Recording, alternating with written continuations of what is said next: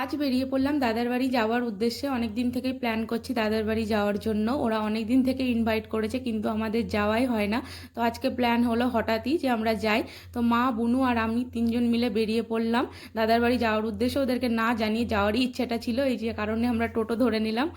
আমাদের বাড়ি থেকে দাদাদের বাড়ি বেশ অনেকটাই রাস্তা। এই যে এই রাস্তাটা দিয়ে যাওয়ার কিছুক্ষণ পরেই আসে মেন রোড। এরপর মেন রোডে উঠলাম, উঠে কিছু দূর যেতে হবে।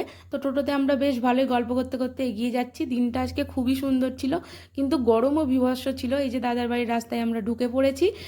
প্রচণ্ড ঘেমে গিয়েছি, আর মানে মুডটাও পুরো খারাপ হয়ে গেছে এত ঘেমে যাওয়ার ফলে।